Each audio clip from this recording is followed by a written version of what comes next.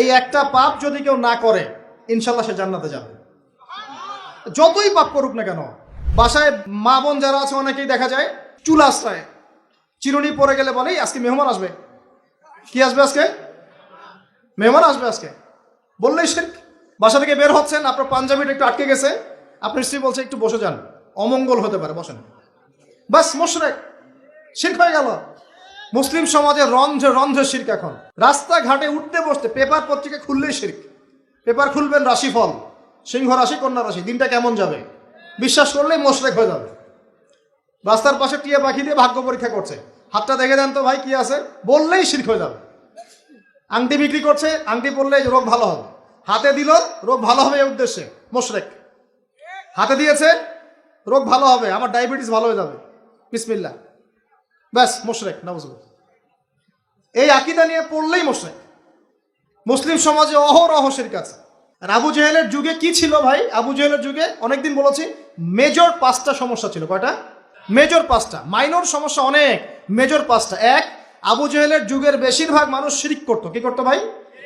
লাত, উজ্জা, হবল, মানাত এইসব মূর্তি পূজা করতো। এখন হয়তো মুসলিম সমাজে এটা নাই ঠিকই, কিন্তু মুসলিমরা এখন কবর মাজার পূজায় শুরু করেছে, করে নাই? মুসলিমরাও এখন নেক্সট সুরতে ধোকা খাচ্ছে। শিরক তো আমাদের সমাজে চলছে। শিরক কি হয় কেন আমি লেকচার দিয়েছি, দেখবেন মুসলিম সমাজে কত শিরক চলছে। আবু জেহেলের যুগে শিরক ছিল, এগুলো বলতে থাকলে এটা নিয়ে আলোচনা করতে হবে।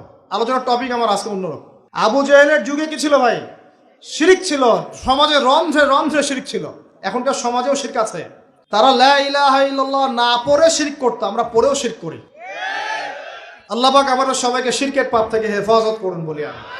এই একটা পাপ যদি কেউ না করে ইনশাল্লাহ সে জান্নাতে যাবে, যতই পাপ করুক না কেন। জেনা করেছে, মদ খেয়েছে, মিথ্যা বলেছে, অনেক কিছু করেছে, শুধু শিরকের পাপ করে নাই, আল্লাহ তাকে মাফ করে দিবেন ইনশাআল্লাহ।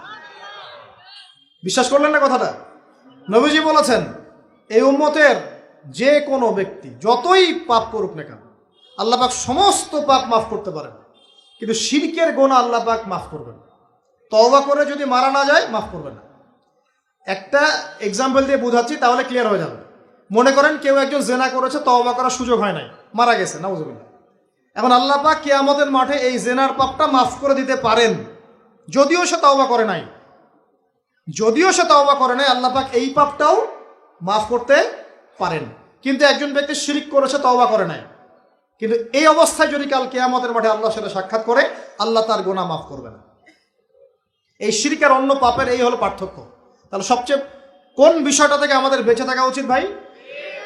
শিরক কি ও কেন, একটা বই পাওয়া যায়, কিনে নেবেন। কিতাবুত তাওহীদ একটা বই আছে, পড়ে নেবেন।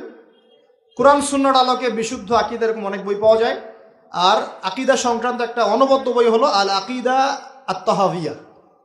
এই 4-5টা বই পড়লে আপনার শিরকের কনসেপ্ট ক্লিয়ার হয়ে যাবে ইনশাআল্লাহ। আল্লাহ পাক আমাদেরকে পড়াশোনা করার তৌফিক দান।